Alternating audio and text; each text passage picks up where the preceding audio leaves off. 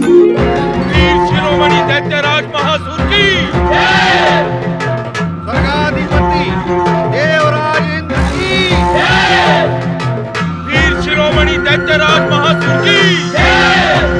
स्वर्गाधिपति देवराज इंद्र की जय।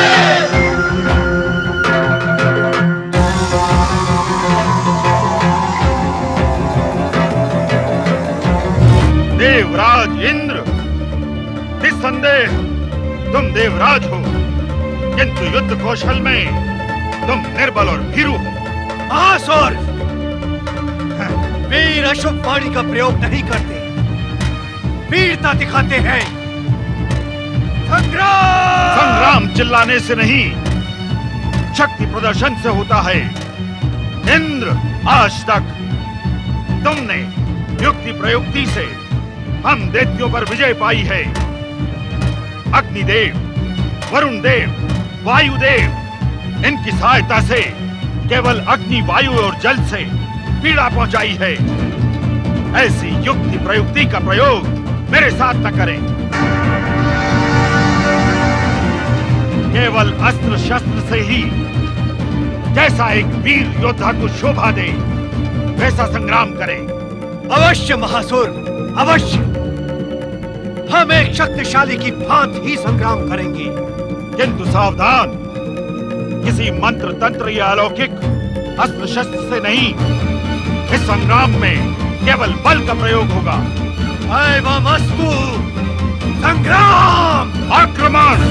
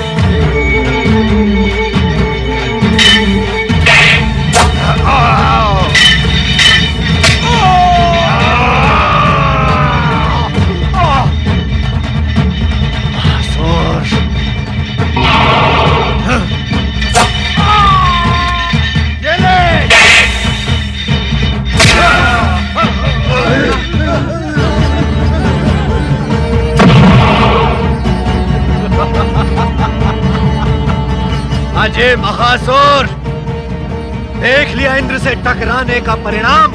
स्वर्गाधिपति देवराज इंद्र की जय। स्वर्गाधिपति देवराज इंद्र की जय। देवराज इंद्र की जय। दैत्यराज महासुर मर्दन देवराज इंद्र की जय। वज्रपाणी देवराज इंद्र की जय। हमारे असंख्य सैनिक असुरों के प्रहार से वीर गति को प्राप्त हुए हैं। ये हमारे लिए चिंता का विषय है देवराज। चिंता का विषय?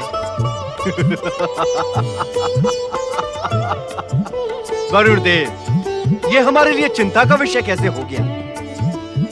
असुरों की संपूर्ण सेना समाप्त हो चुकी है। अब असुर कभी भी स्वर्ग पर आक्रमण करने का दुस्साहस नहीं करेंगे।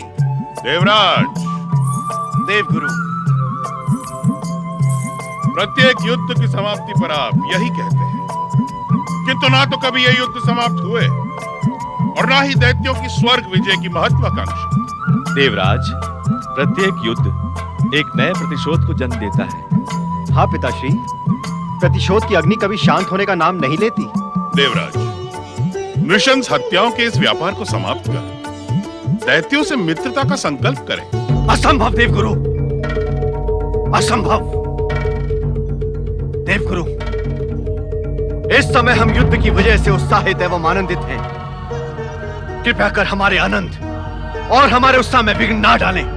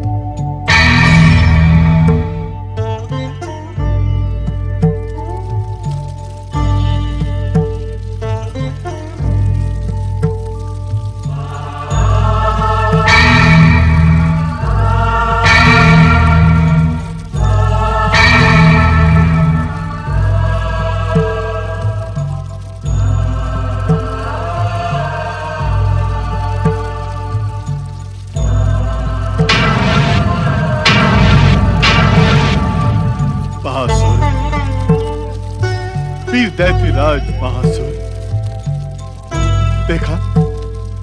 देखा तुमने अपने हट का परिणाम।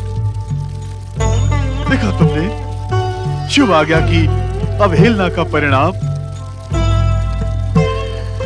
आज तुम्हारा शक्तिशाली शरीर भूमि पर रक्त रंजित पड़ा है। तूने अपने गुरु की बात मान ली होती। महासुर, अब सब कुछ समाप्त हो गया। देवों से संभावित मित्रता, उसकी तुमने हत्या कर डाली। अरे, अपने गुरु की मर्यादा का ध्यान रखा होता, तनिक ये तो सोचा होता कि असुरों के मृत शरीरों को देखकर तुम्हारा यह गुरु जीवित कैसे रहेगा। हाँ महासुर,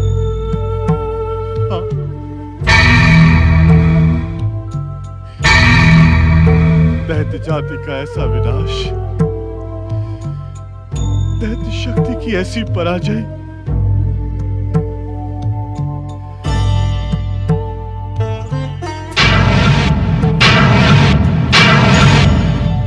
देवताओं के मृत सैनिकों का इस आश्रम में क्या काम? ये यहां क्यों पड़े हैं? हे शिव शंकर, ये कैसी लीला है आपकी?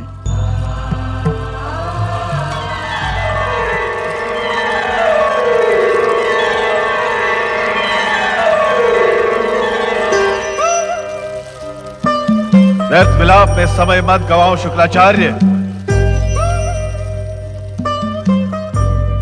ऐसे क्या देख रहे हो शुक्राचार्य? मैं तुम्हारा कर्म हूं। दूर हो जाओ मेरी दृष्टि से। मैं दूर हो गया तो तुम कर्म विहीन नहीं हो जाओगे। तुम मेरे कर्म नहीं, मेरी महत्वाकांक्षा हो। मुझे पहचानो शुक्राचार्य, मैं तुम्हारा कर्म ही हूं और इस समय तुम्हें तुम्हारा कर्म स्मरण करवाने ही आया हूं। नहीं नहीं, मुझे ऐसे किसी कर्म का स्मरण नहीं करना जिससे मेरी शिव भक्ति पर आंच आए, शिव आज्ञा का उल्लंघन हो। मूर्ख शुक्राचार्य, दैत्य जाति के विनाश ने तुम्हारी बुद्धि भ्रष्ट कर दी। तनिक सोच शुक्राचार्य कि शिव आज्ञा क्या कहती है। मैं कुछ नहीं सोच सकता, कुछ नहीं सोच सकता मैं।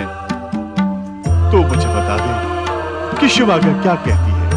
तनिक सोच शुक्राचार्य कि मृत शरीर को जीवित कर देने वाली मृत संजीवनी विद्या जो तुम्हारी महत्वाकांक्षा से रुष्ट होकर भोलेनाथ ने तुमसे छीन ली थी, पुनः प्रदान क्यों की? तुम्हें अपनी तर्क शक्ति पर बड़ा गर्व था ना शुक्राचार्य? अब कहां गए तुम्हारे तर्क? व्यर्थ समय मत गवाओ शुक्राचार्य।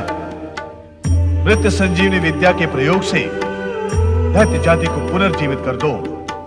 इस समय यही तुम्हारा कर्म है, पुनर्जीवित कर दो। नहीं नहीं, ये भगवान भोलेनाथ के आदेश का उल्लंघन होगा। कदापि नहीं शुक्राचार्य। यदि ऐसा होता तो ऐसे अवसर से पूर्व भगवान शिव तुम्हें वो शक्ति प्रदान ही क्यों करते? सब सोच विचार त्याग दे शुक्राचार्य। दैत्य जाति को पुनर्जीवित कर, यही शिव आज्ञा भी है और यही तेरा कर्म भी। पुनर्जीवित करके असुर युद्ध उन्मादी हो जाएंगे, जिसकी शिव शंकर अनुमति नहीं देते। तू जिस दृष्टि से शिव के आशीर्वाद को देख रहा है, कहीं वो शिव के क्रोध का कारण न बन जाए। अरे मूर्ख, तू कर्म विहीन हो रहा है। इतना भी नहीं जानता कि शिव कर्म करने वालों को ही प्रेम करते हैं। कर्म नहीं, शिव सत्कर्म करने वालों को प्रेम करते हैं। तो क्या दैत्य जाति को पुनर्जीवित करना दैत्य गुरु शुक्राचार्य का सत्कर्म नहीं है? शक्ति होने के उपरांत भी यदि दैत्य जाति को तुमने पुनर्जीवित नहीं किया तो भविष्य तुम्हें धुतकारेगा नहीं शुक्राचार्य?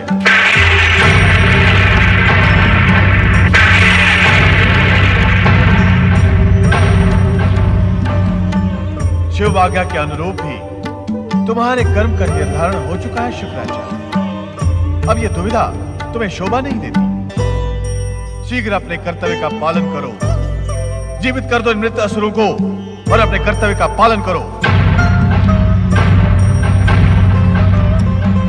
अपने कर्तव्य का पालन करो।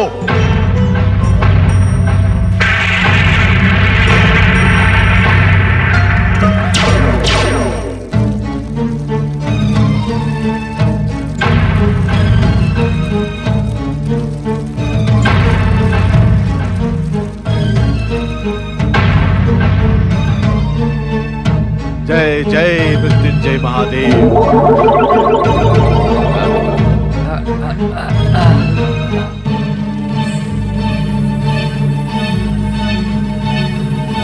जय जय मृत्युंजय महादेव।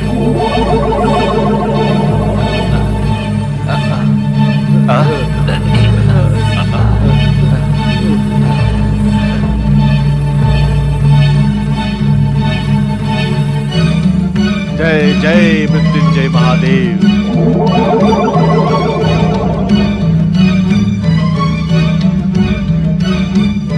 दत्तगुरु शुक्राचार्य की, दत्तगुरु शुक्राचार्य की, दत्तगुरु शुक्राचार्य की,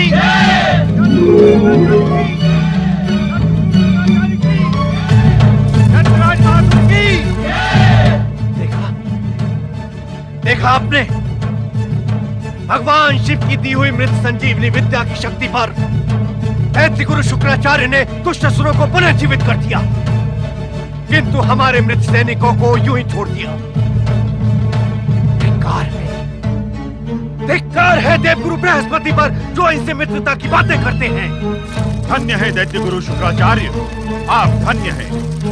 अब हम पुनः स्वर्ग पर आक्रमण कर दुष्ट देवताओं को परास्त करेंगे। नहीं नहीं महासुर, ऐसा दुस्साहस न करना, ये शिव आज्ञा का उल्लंघन होगा। तो क्या हम उनसे प्रतिशोध न लें जिन्होंने दैत्य शक्ति को समाप्त करने के हर संभव प्रयास किए?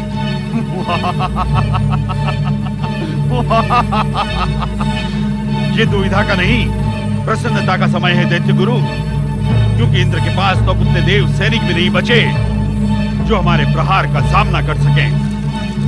अब स्वर्ग दैत्यों का है, दैत्य गुरु शुक्राचार्य का है। स्वर्ग हमारा है, हमारा है स्वर्ग। दत्त गुरु शुक्राचार्य की, दत्त गुरु शुक्राचार्य की, दत्तराज महासुर की।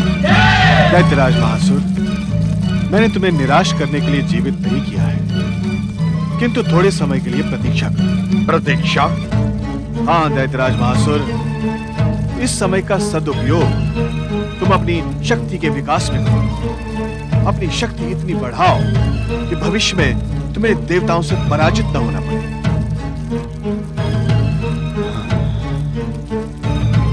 आप सत्य कह रहे हैं दैत्य गुरु। हमें दैत्य शक्ति को संगठित करने के लिए थोड़ा समय अवश्य लगेगा। मैं शीघ्र ही पृथ्वी और पाताल के शक्तिशाली दैत्यों को एकत्र करके असुर महासेना को एकत्र करूंगा। तब स्वर्ग हमारा होगा। दैत्यराज महासुर की, दैत्यराज महासुर की, दैत्यराज महासुर की।